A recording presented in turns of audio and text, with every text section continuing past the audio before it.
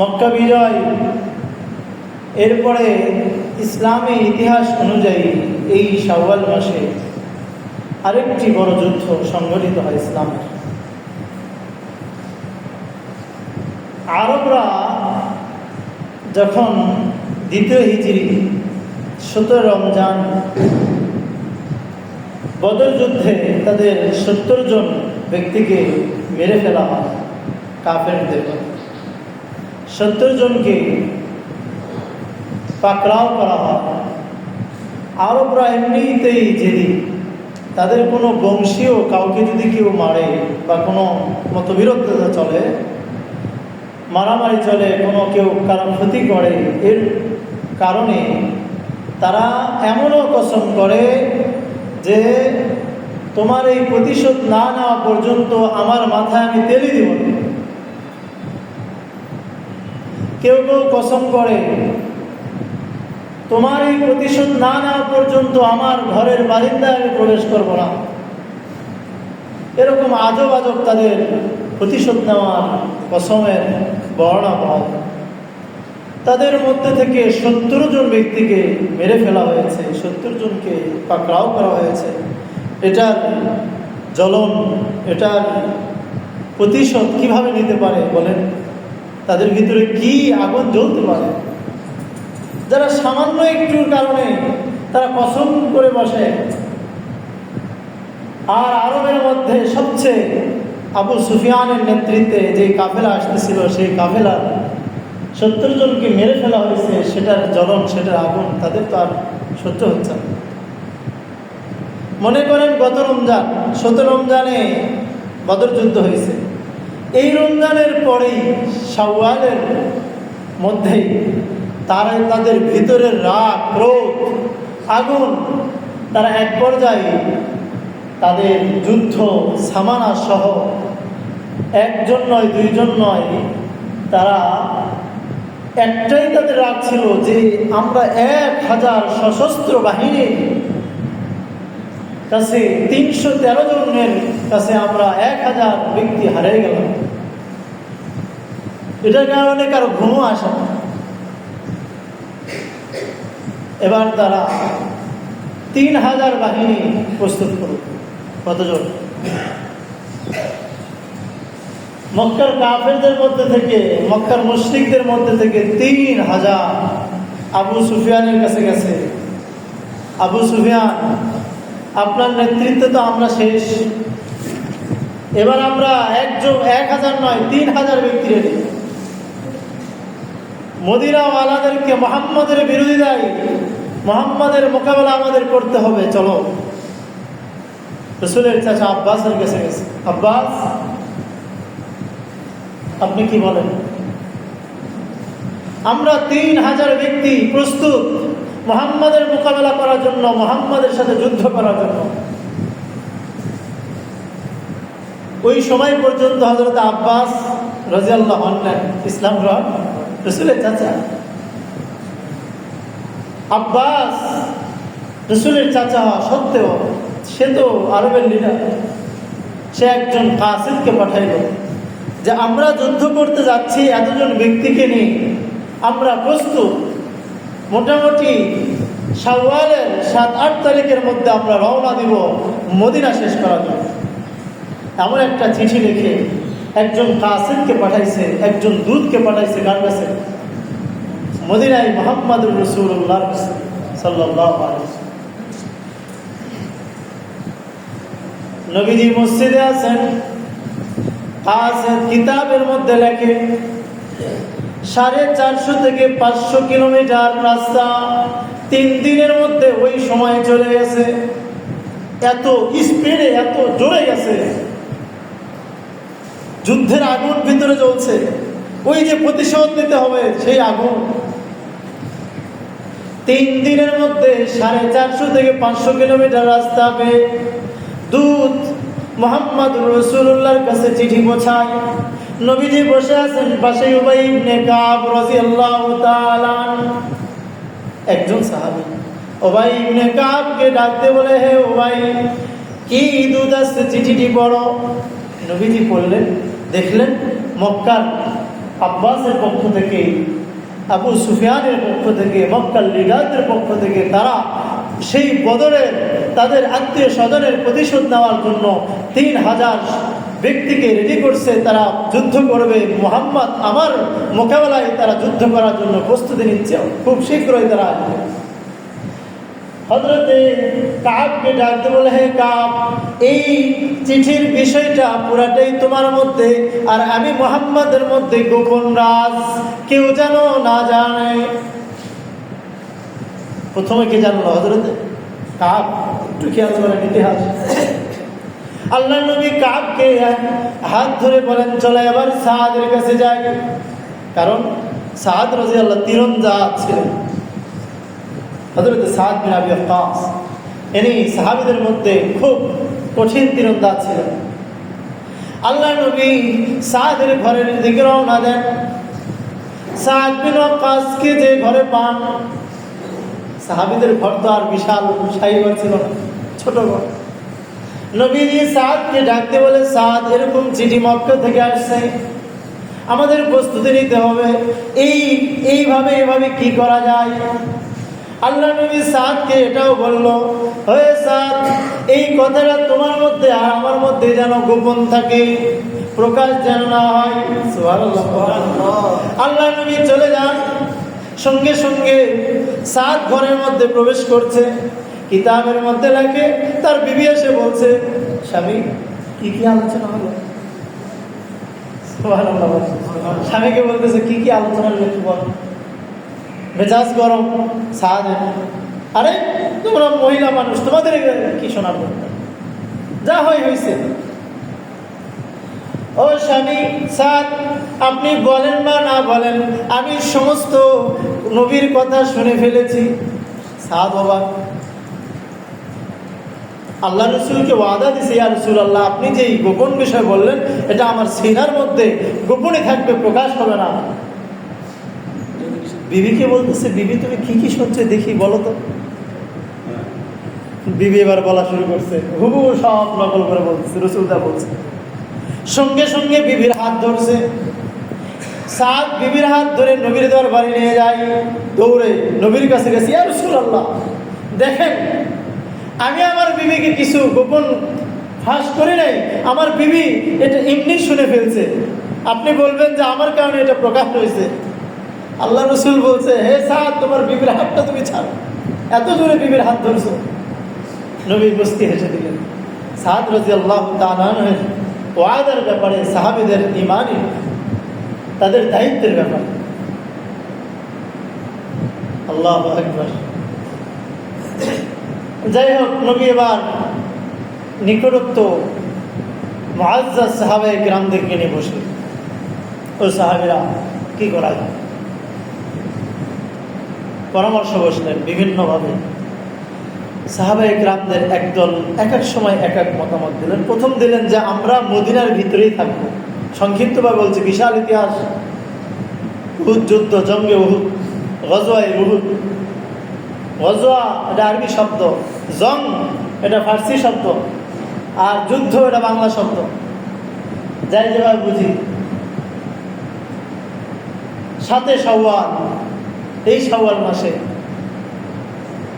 আল্লাহ রসুলের পরামর্শে কে বলতেছে, ইয়া রাসূলুল্লাহ, মদিনাকে, মদিনার মধ্যে আমরা থাকবো, মদিনার দুর্গকে, মদিনার ঘরকে আমরা হেফাজত করব।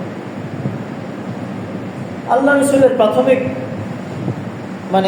রসুলের নিজস্ব মতামতটাই এমন ছিল যে মদিনায় থেকে যায়, তারা আসবে, আমরা মদিনার ভিতর থেকেই কি করব, মোকাবেলা করব।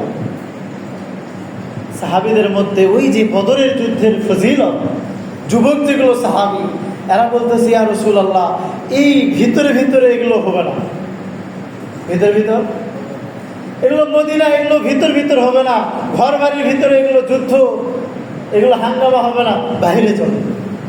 কারণ বদর যুদ্ধের যে ফজিলত আল্লাহ ঘোষণা করেছেন, যুবক তাদের রক্ত গরম।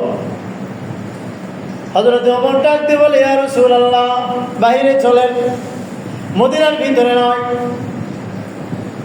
হযরত আলীও বলেন, এর মধ্যে আজীব কথা, মুনাফিকের লিডার আব্দুল্লাহ ইবনে উবাই ইবনে সালুল বলতেছে, আমারও খেয়াল পরামর্শ মদিনার ভিতরেই যুদ্ধ, আমরা মদিনার ভিতর থেকেই কি করবো, যুদ্ধ করব।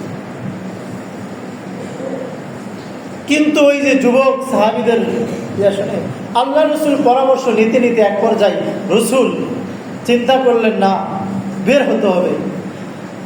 নবী হযরতে আম্মা জান আয়েশার ঘরে প্রবেশ করেন। রসুল যুদ্ধের পোশাক পরিধান করলেন, লোহার পোশাক, এরপরে লোহার টুপি, যুদ্ধের সামানা, যেটা জিনজিরের মতো ছোট ছোট, রসুল যুদ্ধের সামানা যা ছিল, এমনকি বাহুতে 2টা তলোয়ার নিলেন। জুলকিফার সামনে আসবে। নবী বের হলেন। সাহাবীদের ইশকার আগ্রহ দেখে এবার মুনাফিকরা যে পরামর্শ করছে আব্দুল্লাহ ইবনে উবাই ইবনে সালুল যে মদিনা থেকেই, তারও কিছু স্বার্থ ছিল। কারণ মুনাফিক কখনো যুদ্ধে লিপ্ত হতে চায়, কি বলে, মুনাফিক কখনোই যুদ্ধে হাঙ্গামায় তারা ইসলামের মাধ্যমে তারা যুদ্ধে যাবে, এটা তারা চায় না। এজন্য তারাও চাইছিল যে মদিনার ভিতরেই থেকেই যুদ্ধটা হোক। নবী যখন বের হয়ে আসছেন, কিতাবের মধ্যে লেখে সাহাবায়ে কেরাম প্রস্তুত, যাও তোমরা সবাই যুদ্ধের সামান নিয়ে প্রস্তুত হও। 1000 সাহাবী প্রস্তুত। সুবহানাল্লাহ। কত হাজার? এদের মধ্যে যারা ছোট বাচ্চা, শিশু, 10-12 বছর বয়স, এদেরকে কাটছাট করা হচ্ছে, তুমি যেও না, তুমি যেও না।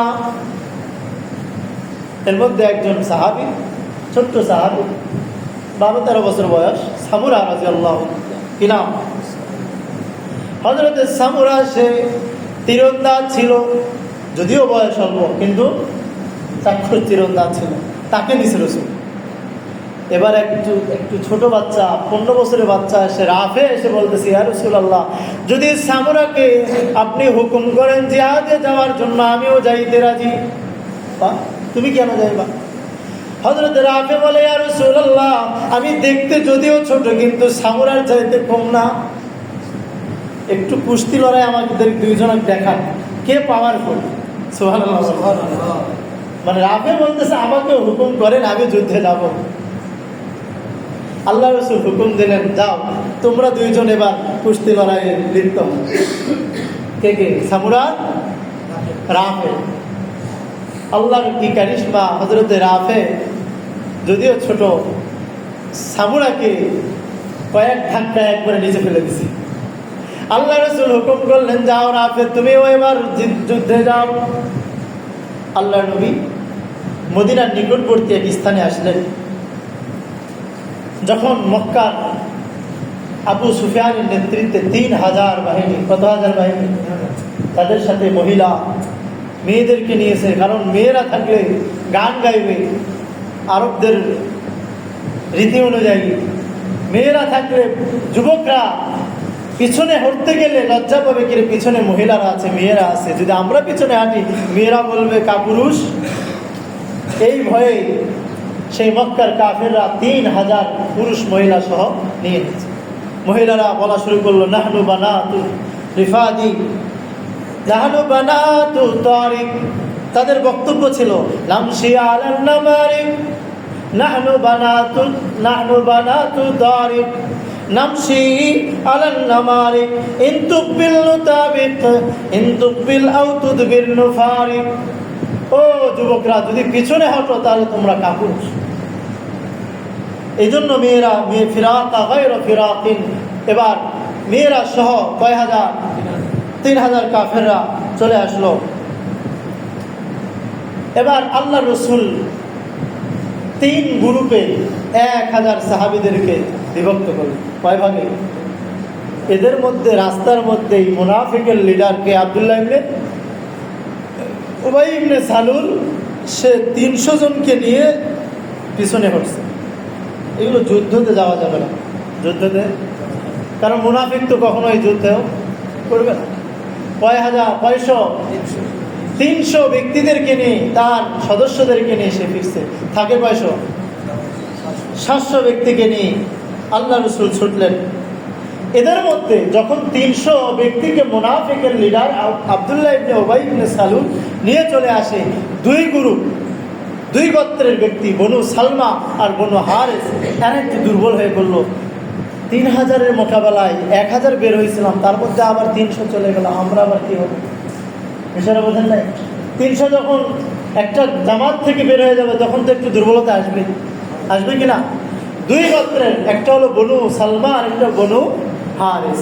কোরআন সূরা আলে ইমরান 121 নম্বর আয়াত সেই দিকে ইশারা করে, ওয়াইজ গাদাউতা মিন আহলিকা, মুহাম্মদ যখন আপনি আপনার পরিবার থেকে যুদ্ধের জন্য প্রস্তুতি হয়ে বের হইলেন, নবী স্বয়ং মুহাম্মদ বের হয়েছেন, তুবাউইল মুমিনিনা মাকাইদা লিল কিতাল والله سميع عليم إذ همت طائفتان منكم أن تفشلا, দুই গ্রুপ বনু সালমার বনু হারেসা, এদের মধ্যে দুর্বলতা চলে আসছে। কি যেন হয়? আল্লাহ তাআলা আল্লাহু ওয়ালিয়ুহুমা, আল্লাহ কোরআন নাজিল করলেন, ও মুহাম্মদ এদের অন্তর্গা, এদেরও আমি অভিভাবক, এদেরকে আমি শক্তিশালী করলাম। ওয়া আলাল্লাহি ফালইয়াতাওয়াক্কালিল মুমিনুন, মুমিনরাই হলো আল্লাহর উপরে ভরসা করে। এরপরে এরাও মজবুতের সাথে আবার রাসূলের সাথে রওনা দিল। এখন থাকে কয়জন বলেন? আল্লাহ রাসূল জাবালে রমাত, উহুদ পাহাড়ের পাশে একটি টিলা, সেই টিলার নাম হলো জাবালে রমাত। কি নাম? জাবালে রমাত। সেটা একটা হলো সরু রাস্তার মতো, সরু, অর্থাৎ যেই স্থানে যুদ্ধ হচ্ছে ওখান পিছনের একটা সরু রাস্তা, ওই দিক দিয়ে উপর দিয়ে আক্রমণ চালাইতে পারে শত্রুরা। আল্লাহ রাসূল 50 জনকে বাছাই করলেন যারা তীরন্দাজ, সবাই 50 জনের প্রত্যেক জনই তীরন্দাজ, কঠিন কবি শক্তিশালী সাহাবীদের মধ্যে থেকে মজবুত সাহাবী কয়জন? 50 জনকে নির্বাচন করে আল্লাহ রাসূল সেই জাবালে রমাদে প্রেরণ করলেন, যাও তোমরা এখান থেকে যতক্ষণ আমার হুকুম না আসবে ততক্ষণ সরবা। যেই 50 জনের আমির ছিলেন আল্লাহ রাসূল আব্দুল্লাহ ইবনে যায়েদ রাদিয়াল্লাহু তাআলা আনহুকে আমির হিসেবে নিযুক্ত করলেন। তাকে আব্দুল্লাহ ইবনে যায়েদ রাদিয়াল্লাহু তাআলা। 50 জন সাহাবী এদিকে কোথায় আছে? এখন থাকলো কতজন? 650 জন। আল্লাহ রাসূল ভাষণ দিলেন যুদ্ধের প্রস্তুতিমূলক। এবার দুই গ্রুপ ভাগ করলেন, ইয়ামিনান ওয়া শিমালান, মাইমানা ওয়া মাইসারা, ডান দিকে একটা গ্রুপ, বাম দিকে আরেকটা গ্রুপ। কারণ আগেকার যুদ্ধ তো আর অ্যাটম বম, বর্তমান ডিজিটাল সিস্টেম ছিল না, সারিবদ্ধতা সিস্টেম আছে, যে সিস্টেম ছাড়া কেউ যদি যুদ্ধে যায় সে জয়লাভ করতে পারবে। ডান দিকে একটা বিশাল ঘর, বাম দিকে একটা বিশাল ঘর। আর রসুলের আশপাশে কয়েকজন সাহাবীকে রাখলেন, যাদের মধ্যে মেন ছিলেন সাআদ বিন আবি ওয়াক্কাস। সামনে আসতেছে, আমি খুব সংক্ষিপ্তভাবে বলছি। যুদ্ধ শুরু হতেই হযরত আমির হামজা রাদিয়াল্লাহু তাআলা, রাসূলের চাচা, যখন রাসূল যাইতেছিলেন যুদ্ধের ময়দানে, স্বপ্ন দেখেন, 3টা স্বপ্ন দেখেন রাসূল। স্বপ্নের মধ্যে 3টা দেখেন। রাসূল স্বপ্ন দেখেন যে রাসূল নিজেই যুদ্ধের সামানা পরিধান করছেন, আর রাসূল নিজে একটা গাভী জবাই করছেন। সাহাবীদেরকে বলতেছেন, আমি স্বপ্ন এমন দেখলাম, আরেকটি পিছনে আমি ছুটছি। আল্লাহ রাসূলের স্বপ্নের ব্যাখ্যায় সাহাবা একরাম জিজ্ঞেস করলেন, ইয়া রাসূলুল্লাহ, আপনি যে গরু জবাই করছেন এটার অর্থ কি? আল্লাহ রাসূল বললেন, যুদ্ধের মধ্যে আমার খুব নৈকট্য আত্মীয় স্বজনদের মধ্যে কিছু আমার মৌলিক ব্যক্তি এই যুদ্ধের মধ্যে শহীদ হলেন। আপনি সামানা পরিধান করছেন, যুদ্ধের পোশাক পরিধান করছেন, এটার অর্থ কি? রাসূল বললেন, মদিনা হেফাজতে থাকবে, অর্থাৎ আসল যে আমাদের ঠিকানা মদিনা, এটা কি থাকবে? সংরক্ষিত থাকবে। এরপরে যেই স্বপ্ন দেখলেন তিনটা, 3 নম্বর রসুল বললেন আমার মাধ্যমেও কিছু শত্রু শেষ হয়ে যাবে, যেটা যুদ্ধের বাস্তব নমুনায় আমি বলছি। আল্লাহ রসুল যখন আমির হামজাকে দেখলেন, নিজের চাচা যুদ্ধের মধ্যে এমনভাবে দৌড়াচ্ছেন তলোয়ারের দ্বারা, তার হাতে একটা তলোয়ার নয়, 2টা নয়, 3টা তলোয়ার ভেঙ্গে চুরমার হয়ে গেছে পাখির মতো। হযরতে হামজা রাদিয়াল্লাহু তাআলা যুদ্ধ করছেন, তলোয়ার দিয়ে আঘাত করছেন। আল্লাহ রসুল খুব গভীর দৃষ্টিতে সকল সাহাবীদের দিকে তাকাইলেন। পুরা যুদ্ধের ক্ষেত্র রসুল ছবির মতো, ভিডিওর মতো রসুলের চেহারার মাধ্যমে, রসুলের চোখের মাধ্যমে করে রাখি। যখন রসুলের চাচাকে দেখলেন, রসুল একটা নয়, 2টা নয়, 3টা তলোয়ার ভেঙ্গে চুরমার হয়ে গেছে, আল্লাহ রসুল ওই মুহূর্তে অবস্থা দেখে রসুলের জুলগিফার যে তলোয়ার ছিল সেই তলোয়ার উঠে রসুল নাড়া দিচ্ছে আর সাহাবীদেরকে উদ্বুদ্ধ করছে। কিতাবের মধ্যে লেখে যেই তলোয়ারের মধ্যে একটি কবিতা শের লেখা ছিল, শেরটা শোনাবো, শের শোনাবো। ওই তলোয়ারের মধ্যে কি শের ছিল? ওয়াফিল জুবনি আরুন ওয়াফিল ইকবালি মাকরুমাতুন ওয়াফিল ইকবালি মাকরুমাতুন ওয়াল মারু বিল জুবনি লা ইয়ানজু মিনাল কাদারি। যেখানে যে তলোয়ারের মধ্যে লেখা ছিল যারা কাপুরুষ, যারা ভীতু, তারা লজ্জা আর তাদের উপরে আল্লাহর গজব, তারা নিজে লজ্জিত হইবে। আর যারা সম্মুখে আগাইতে থাকবে তাদের জন্য সম্মান, শান, শওকত। আর যদি তোমার আমার কপালে শাহাদত থাকে তাহলে তাকদীর কখনো থেকে, তাকদীর থেকে তুমি পালাইতে পারবা। ওয়াল মারু বিল জুবনি লা ইয়ানজু বিল মিনাল কাদারি। কেউ তাকদীর থেকে পালাইতে পারবে না। এবার রসুল বলছে এই তলোয়ার কে নিতে পারবা, এই তলোয়ারের হক কে আদায় করতে পারবা? সুবহানাল্লাহ। রসুলের ফুফিদাত ভাই হযরতে জুবাইর বিন আওয়াম আছে, ইয়া রাসূলুল্লাহ এই তলোয়ারের হক আমি আদায় করব। হযরত আলী বলে আমি এই তলোয়ারের হক আদায় করব। অমুক সাহাবী এসে বলতেছে, হযরতে ওমর এসে বলতে গেছে ইয়া রাসূলুল্লাহ তলোয়ার দেন, হক আদায় করব। সুবহানাল্লাহ। একজন সাহাবী দৌড়ে এসে বলে, যার নাম হযরতে আবু দুজানা, এসে বলে ইয়া রাসূলুল্লাহ আপনার এই তলোয়ারের হক কি সেটা আগে বলেন, এরপরে এই তলোয়ারের হক আমি আবু দুজানা আদায় করতে চাই। আল্লাহ রসুল বললেন, কেউ তো তোমরা এটা জিজ্ঞেস করলে না যে তলোয়ারের হক কি। যেই সাহাবী তলোয়ারের হক জিজ্ঞেস করছে তাকে আমি আমার এই তলোয়ার দেব। কে সেটা? আবু দুজানা। আবু দুজানার হাতে এই তলোয়ার জারি। আল্লাহু আকবার। কিতাবের মধ্যে লেখে, তারিখের মধ্যে লেখে যে আবু দুজানা ওই যে জুবাইর বিন আওয়াম রসুলের ফুফিদাত ভাই, এ বলতেছে আমি রিলেটিভ, আত্মীয় রসুলের, আমাকে দিল না, আবু দুজানাকে দিল। দেখি আবু দুজানা কি করে এই তলোয়ার দ্বারা। বুঝারা বলছেন কিছু নিছে। আল্লাহর কসম,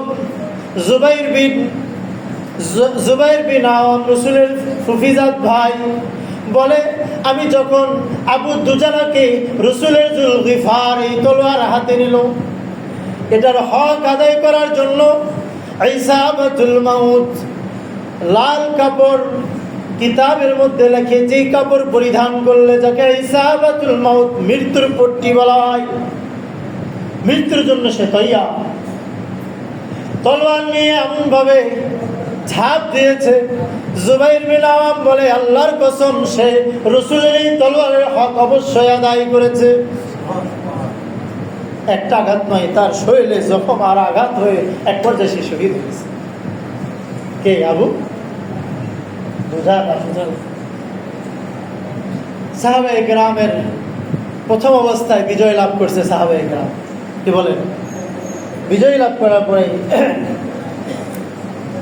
এখন সাহাবী যখন বিজয় লাভ করছে, সকল সাহাবী গনিমতের মাল, কেউ তলোয়ার, কেউ উট, কেউ ছাগল, যাই যে পাইছে ঘোড়া নেওয়া শুরু করছে, খাবার ইত্যাদি নেওয়া শুরু করছে, কুরানো শুরু করছে গনিমতের মাল। ওই যে জাবালে রবাদের মধ্যে কয়েকজন সাহাবীকে রাসূল রাখছিল, আব্দুল্লাহ ইবনে যায়েদ আব্দুল্লাহ ইবনে যায়েদ আমির ছিলেন। 50 জনের মধ্যে সবাই বলতেছে আমরা তো বিজয় লাভ করছি, এখানে আসা আর থেকে কি হবে? আব্দুল্লাহ ইবনে যায়েদ কখনো হুকুম দেন নাই যে তোমরা চলে যাও। এক পর্যায়ে যাইতে যাইতে 40 জন চলে যায়, বাকি থাকে কয়জন? 10 জন। ওই সময় পর্যন্ত হযরতে খালিদ বিন ওয়ালিদ, যে ওই সময় ইসলাম গ্রহণ করেন নাই, খালিদ বিন ওয়ালিদ, সে এই চুরঙ্গায়, এই চূড়ায়, এই পাহাড়ের এই সরু রাস্তায় জাবালে রমাদে কয়েকবার আসছে। তৃতীয়বার এসে দেখে, উপর থেকে দেখে যে এখন মানুষ কম, মাত্র 10 জন। এখন আক্রমণ করলে পারা যাবে দেশে, 50 জন থাকলে তো আর পারা কঠিন, কি বলেন? এই 10 জনের উপরে আক্রমণ, খালিদ বিন ওয়ালিদের নেতৃত্বে এবার আক্রমণ চালাইছে। 10 জনের মধ্যে 10 জনকে শহীদ করে ফেলছে কাফেররা। কতবার? তৃতীয়বারে খালিদ বিন ওয়ালিদ এই জাবালে রমাদ দিয়ে এসে সবাই এই 10 জনকে শেষ করে নতুনভাবে আবার ছত্রভঙ্গভাবে তারা ভিতরে প্রবেশ করে সেই উহুদের মাঠের মধ্যে প্রবেশ করে যাকে মুসলমানের যেখানে পাইছে মারা শুরু করছে, তলোয়ার দিয়ে আঘাত করা শুরু করছে, তীর মারা শুরু করছে। ছত্রভঙ্গ, যুদ্ধের যেই সারিবদ্ধতা, তানজিম, মুনাজ্জাম, সিস্টেম, রুলস, এগুলো কি আছে? কারণ বিজয় লাভ করছে, গনিমত কুড়ানো শুরু হয়েছে। এই অবস্থায় কি আরেকগুলো আছে? কি বলেন?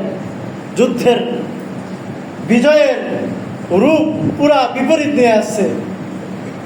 মুহূর্তের মধ্যে 1 জন নয়, 2 জন নয়, 70 জন সাহাবী শহীদ। কতজন? আমি কয়েকজন কথা বলছি। আল্লাহ রাসূল এই পরিস্থিতি যখন দেখলেন, কি করা যায়? যদি আমি মুহাম্মদ পিছু সরি, 2টা রাস্তা মুহাম্মাদের জন্য। আরেকটা হলো নিজের জানকে এই অবস্থায় সামনে অগ্রসর হয়ে কুরবান করে দেওয়া, শহীদ করে দেওয়া। আল্লাহ রাসূল যদি পিছনে হটেন তাহলে সাহাবে গ্রাম, সাইয়্যিদুল কাউনাইন, ইমামুল আম্বিয়া মুহাম্মদুর রাসূলুল্লাহর ব্যাপারে এর চাইতে বেশি আর কাপুরুষতার দৃষ্টান্ত পৃথিবীতে হবে না, কি বলেন? আল্লাহ রাসূল এই জন্যই 2টা রাস্তার দ্বিতীয় রাস্তা বেছে নিলেন। কোনটা? সামনের দিকে অগ্রসর হলেন এবং আল্লাহ রাসূল খাড়া হয়ে ইবাদাল্লাহ সাহাবীদেরকে উদ্দেশ্য করে যখন ডাক দিলেন, ও আমার সাহাবী, নবীর আওয়াজ শুনে সাহাবে কেরাম আবার নতুনভাবে তলোয়ার নিয়ে, তীর নিয়ে আক্রমণ করা শুরু করলেন। এর মধ্যে সবচেয়ে বেশি যে তীর নিক্ষেপ করছে, যার ব্যাপারে ইবনে কুমাইয়া তীর মারতে মারতে আল্লাহ রসুলের, আল্লাহু আকবার, রসুলের মাথা মুবারকে একটা তীর ঢুকে এই যে রগ আছে না, এই রগ ছেদ করছে। আরেকটা আঘাতে রসুলের দাঁত মোবারকের নিচের 2 দাঁতের 1 দাঁত শহীদ হয়ে গেছে। আল্লাহ রসুল একজন সাহাবিয়া নারীকে দেখেন, যেই সাহাবিয়া নারী যোদ্ধাদেরকে পানি পান করাইছিলেন, রসুলের সাহাবিয়া, যার নাম উম্মে উমারা বা উম্মে ইমারা। এই সাহাবী উম্মে উমারা যখন শুনলেন রসুল আঘাতপ্রাপ্ত হচ্ছে, তীর নিক্ষেপ করছে, এদিকে সাদ বিন ওয়াক্কাস রাদিয়াল্লাহু তাআলা আনহুর হাত মুবারকে তীর আর তীর। উম্মে উমারা একজন মহিলা সাহাবিয়া, যখন পানি পান করাচ্ছিলেন, পানি পান করানো বাদ দিয়ে এবার 2 হাতে 2 তলোয়ার নিয়ে আক্রমণ শুরু করেছে। ওই যে ইবনে কুমাইয়ার উপরে, যে তীরের উপরে তীর নিক্ষেপ করতেছিল মক্কার কাফেরদের মধ্যে একজন। আল্লাহ রাসূল ডাকতে বলে, মালতাফাতু ইয়ামিনান ওয়ালা শিমালান ওয়ালা শিমালান ইল্লা ওয়া রাআইতুহা তুকাতিলু দুনি। আমি মুহাম্মদকে বাঁচানোর জন্য উম্মে উমারা তার নিজেকে এমনভাবে আক্রমণের জন্য তলোয়ার দিয়ে ওই যে ইবনে কুমাইয়ার উপরে আক্রমণ করতে করতে একবার যাই, ইবনে কুমাইয়া এই ডান হাতের উপরে আঘাত করছে, একবারে যেই হাড্ডি আছে হাড্ডি পর্যন্ত কেটে গেছে। কার? উম্মে উমারা সাহাবিয়া। আল্লাহ রাসূল বলে, আমি ডানে দেখি বামে দেখি কোনো দিক বাকি ছিল না। আমি মুহাম্মদুর রাসূলুল্লাহর জন্য এই উম্মে ওমারা একজন সাহাবিয়া নারী তার নিজেকে শহীদ করার জন্য সে তলোয়ারের উপরে তলোয়ার আঘাত করতেছে। এক পর্যায়ে রক্তের ফোয়ারা বের হয়েছে। আল্লাহ রাসূল বলল, সেই আমার সাহাবিয়া উম্মে ওমারার জন্য আমি জান্নাতের সুসংবাদ দিচ্ছি, সেই সাহাবিয়াকে তোমরা আমার সামনে নিয়ে আসো। আল্লাহ রাসূলের ওই সাহাবিয়ার ব্যাপারে বলে যে আমি আমার হেফাজতের জন্য ওই সাহাবি এ ধরনের একজন মহিলা সাহাবি হয়ে কত লড়াই করা শুরু করছে। একজন মহিলা সাহাবি, আল্লাহু আকবার। ওই মহিলা সাহাবি একবার শেষ পর্যায়ে জীবন যাবে, তখন তার সন্তান ছিল, ওই যুদ্ধে স্বামী ছিল, কোনো খেয়াল নেই। আল্লাহ রাসূল বলতেছে, ও উম্মে ওমারা, আল্লাহ তাআলা তোমার জীবনে বরকত দান করুক। এবার উম্মে ওমারা ডাক দিয়ে বলে, ইয়া রাসূলুল্লাহ, আমি দুনিয়ার কোনো বরকত চাই না। সুবহানাল্লাহ। ওই অবস্থায় যারা এক হাত শেষ, জীবন চলে যাচ্ছে, এমন অবস্থায় ডাক দিয়ে বলে, ইয়া রাসূলুল্লাহ, আমি দুনিয়ার কোনো বরকত চাই না, দুনিয়ার কোনো কল্যাণ চাই না, আমি আপনার সাথে জান্নাতে, আপনার সাথী হয়ে জান্নাতে থাকতে চাই। সুবহানাল্লাহ, আসতে বলেন সুবহানাল্লাহ, আরেকবার বলেন ভিতর থেকে সুবহানাল্লাহ। এবার রাসূল ডাক দিয়ে বলে, আল্লাহুম্মা জাআলহুম রুফাকাই ফিল জান্নাহ। আল্লাহ, এই উহুদের সকল শহীদদেরকে আমার সাথে রফিক বানিয়ে দিও কাল কিয়ামতের দিন। সুবহানাল্লাহ, রাসূলের সাথী হবে।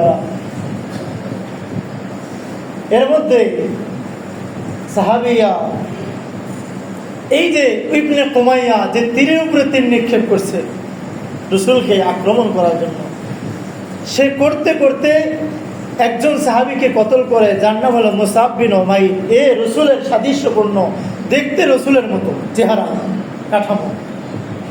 এই জানোয়ার একটা মিথ্যা কথা বলে শুরু করছে, আলা ইন্না মুহাম্মাদান কদ কুতিল, মুহাম্মদ শহীদ হয়ে গেছে, নাউযুবিল্লাহ, মুহাম্মদ কতল হয়ে গেছে তোমাদের। এটা শুনে সাহাবায়ে কেরাম কি আর থাকতে পারে? আরে যার জন্য আমরা বেঁচে আছি সেই যদি শেষ হয়ে যায় আমরা কি করব? কতক সাহাবায়ে কেরাম তলোয়ার ছেড়ে, তীর ছেড়ে বসে গেছে। হযরত আনাস বলে, জানি না এই কথাটা কি সত্য কিনা, আমি দেখলাম কতক সাহাবী বসে গেছে। আমি বললাম, তোমরা কেন বসছো? সবাই বলতেছে, আমরা শুনতে পাচ্ছি মুহাম্মদ নাকি কদ কুতিল, শহীদ হয়ে গেছে। নাউযুবিল্লাহ। আনাস বলে, যদি সত্যিকার অর্থে, আমি তো বিশ্বাস করি না মুহাম্মদ শহীদ হয়ে গেছে, যদি সত্যিকার অর্থে শহীদ হয়ে যায় তাহলে আমরা আবার বেঁচে থেকে কি করবো? আমরাও শহীদ হব, ওঠো। সুবহানাল্লাহ। আনাসের বক্তব্য, আনাস যখন ঝাঁপে পড়ছে তখন যারা বসেছিল তারাও শহীদ হওয়ার জন্য আবার ঝেঁপে পড়ছে। কিছু সময়ের মধ্যে আবার মুসলমানদের জয়। আবু সুফিয়ান এবার সব নিয়ে পালা শুরু করছে। আল্লাহু আকবার। ওই যে রাসূলের জাবালে রমাদে 50 জন ছিল না? হ্যাঁ, হযরত আমির হামজা শহীদ হয় এখানে, কাব বিন ওলীদ রাদিয়াল্লাহু শহীদ হন এখানে, এই উহুদের মধ্যে। হযরত আবু তালহা রাজি ইতিহাসের মধ্যে লেগেছে, উনি এসে রাসূল সাল্লাল্লাহু আলাইহি সাল্লামকে বলতেছে, নাফসি লিনাফসিকাল ফিদা, নাফসি লিনাফসিকাল ফিদা, ওয়াজহি লিওয়াজহিকাল বিকা। আবু তালহা এদিক সেদিক থেকে রাসূলকে হেফাজতের জন্য তীরের উপরে তীর নিচ্ছে আর বলতেছে, নাফসি, আমার জান আপনার জন্য কুরবান, ফিদা, ওয়াজহি লিওয়াজহিকাল বিকা, আমার চেহারা আপনার চেহারার জন্য, হেফাজতের জন্য ঢাল স্বরূপ। ইয়া রাসূলুল্লাহ, এই শাওয়াল মাসেই এই উহুদ যুদ্ধ সংগঠিত হয়। ইসলাম দিন, এই কোরআন আমাদের কাছে এত সহজে আসে নাই, এত সহজে আসে নাই। একজন উম্মে আমার, একজন মহিলা দিন এত সহজে আসে নাই। এই জন্য আমি বারবার বলি, ভাই ও যুবক, সময় তো পাস করছি, আসলে জীবনের যে সময়টা যাচ্ছে জীবনের জ্ঞান, দ্বীনের ব্যাপারে জ্ঞান, রসুলের জিন্দেগি, রসুলের জীবনের ব্যাপারে আমাদের জানতে হবে। আমার আপনার জীবনের যিনি কলিজার টুকরা, আইডল, নবী, সর্দার, সেই নবীর জীবনী আমার জীবনে জানা নাই, আমরা জানি না। আজকে এই জন্যই তো আমরা মুসলমান মার খাচ্ছি, এই জন্য আমাদের ইমান পরিপক্কতা আসছে না। শুধু একটাই, রসুলের জীবনীর ব্যাপারে কিতাবের মধ্যে অনেক কিতাব লিখছে। আর রহিকুল মাকতুম এই কিতাব বাংলায় অনুবাদ হয়েছে। মুবারকপুরী যিনি এই কিতাবের লেখক, সবচেয়ে ইতিহাসের মধ্যে, পৃথিবীর মধ্যে এই কিতাব বেশি প্রসিদ্ধ। আর রহিকুল মাকতুম রসুলের জীবনের উপরে, সিরত রসুলের উপরে 7 খণ্ডের একটা কিতাব আছে, এটাও বাংলায় হয়েছে, শিবলি নোমানের কিতাব।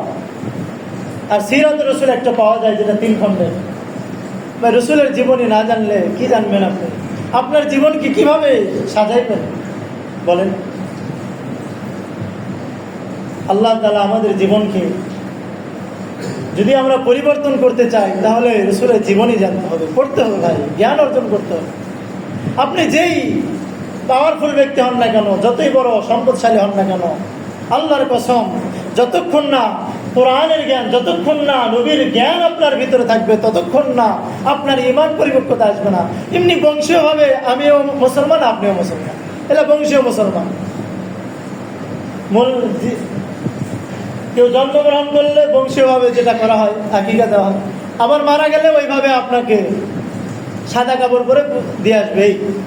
এই মাঝখানে খেলে আপনি একটু রসুম টসুম মানলেন, আসলেন, মসজিদে জুমার দিন গেলেন। এই আসলে অন্তর থেকে দিনকে অ্যাকসেপ্ট করতে হবে।